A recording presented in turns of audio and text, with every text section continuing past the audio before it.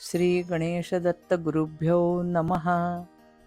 परमपूज्य गुरुदेवांच्या अमृतमयी हितोपदेशातील श्रावण मास रुद्राभिषेक महत्त्व या विषयावरील मार्गदर्शन आपण श्रवण करणार आहोत.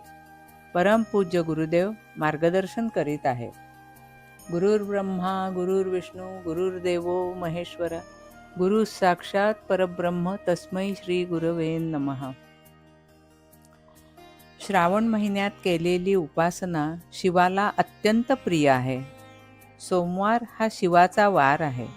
या दिवशी उपवास, जप, शिवलीलामृत ग्रंथाचे पठण, रुद्राभिषेक अशा अनेक तऱ्हेने शिव उपासना करून शिवाला प्रसन्न करून घेण्यासाठी प्रयत्न केले जातात. जेवढ्या जास्त प्रमाणात ही उपासना केली जाते तेवढ्या लवकर ती फलद्रूपही होते. रुद्र म्हणजे द्रवणे, पाझर फुटणे. भगवंताला पाझर कशाने फुटेल तर त्याची स्तुती केल्याने, त्याला आर्ततेने हाक मारल्याने. मनुष्याला जशी त्याची स्तुती प्रिय असते तशीच भगवंतालाही स्तुती प्रिय आहे. आपण भगवंताची अशी स्तुती करावी की त्याला पाझर फुटलाच पाहिजे. एकदा का त्याचे मन द्रवले की मग त्याचा आधार आपल्याला मिळतो आणि आपण संकटातूनही वाचतो. पुष्कळ वेळा जीवनात अडथळे येतात व प्रगती होत नाही.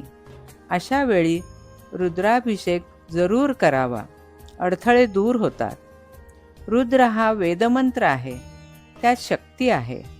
ती शक्ती कार्यरत झाली की आपल्याला तिचा अनुभव येतो.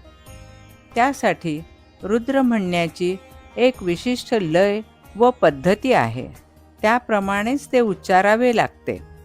परमेश्वराने ही परंपरा ब्राह्मणांकडे दिलेली आहे, म्हणून योग्य ते जाणकार ब्राह्मण बोलावून त्यांच्याकडून रुद्राभिषेक करवून घ्यावा. शब्दामध्ये, वाणीमध्ये ही शक्ती सामावलेली आहे. ती योग्य पद्धतीने उच्चारल्यावरच ती शक्ती बाहेर पडते व श्रवण करणाऱ्यांना त्याचा फायदा मिळतो. केवळ आपल्याला लिहिता वाचता येते म्हणून कोणीही ते उच्चारू शकत नाही. रुद्र वगैरे धार्मिक कार्य आपले आपण घरगुती किंवा स्वतंत्ररित्या असे करता येत नाही आणि त्याचे फलही मिळत नाही. अकल्पित संकटाला वेदमंत्रांशिवाय पर्याय नाही. तुम्ही कोणीही रुद्राभिषेक केल्याशिवाय राहू नका. रुद्राभिषेक अवश्य करावा, तुम्हाला त्याचा हमखास फायदा होईल. रुद्राभिषेक घरात, बाहेर, कुठेही, एखादे क्षेत्राचे ठिकाणी सुद्धा आणि केव्हाही केला तरी चालतो. हा अगोदर ठरवूनच करावा. विशेषतः प्रदोष, सोमवार, एकादशी अशा दिवशी करावा. रुद्र आवर्तनातील सर्व श्लोक संस्कृतमध्ये आहेत. योग्य ब्राह्मण बोलावून ते करून घ्यावे. ब्राह्मणांचा सन्मान करावा. त्यांना त्यांच्या मानाप्रमाणे दक्षिणा द्यावी. अन्नदानही करावे. आपल्याला जरी त्यातला अर्थ समजला नाही तरी रुद्र मंत्र हे वारंवार ऐकत राहावे. त्याचा फायदा नक्कीच मिळतो. त्यामुळे मन शांत राहते, मनोविकार कमी होत जातात. एखाद्या ठिकाणी पाऊस पडत नसेल तर सामुदायिक प्रार्थनेचा उपयोग होतो. शिवलिंगावर पाण्याची संततधार म्हणजेच अभिषेक केला तरी पाऊस पडण्यास मदत होते. जेथे जमीन पोकळ असते तेथे भूकंप होत असतात. पोकळ जमिनीतून स्वयंभू शिवलिंगे बाहेर येत असतात. म्हणून ती पोकळ जमीन टणक होण्यासाठी रुद्राभिषेक करून त्या शिवाला शांत करण्याची पद्धत आहे. स्वयंभू शिवाचा विचार केला तर त्याच्या लिंगाचे पहिले टोक जरी वर दिसत असले तरी दुसरे टोक थेट भूगर्भात शेवटपर्यंत असते. भूगर्भाचा शोध भगवान श्री शंकरानेच घेतला. त्यामुळे सतत शिवावर पाण्याची धार धरून लघुरुद्र केल्यास व शिवोपासना केल्यास जमिनीला टणकपणा येतो व भूकंपाचा त्रास कमी होतो. रुद्राभिषेकाचा आणखी फायदा म्हणजे त्रिपिंडी श्राद्ध केल्याने गेलेल्या व्यक्तींना गती मिळते.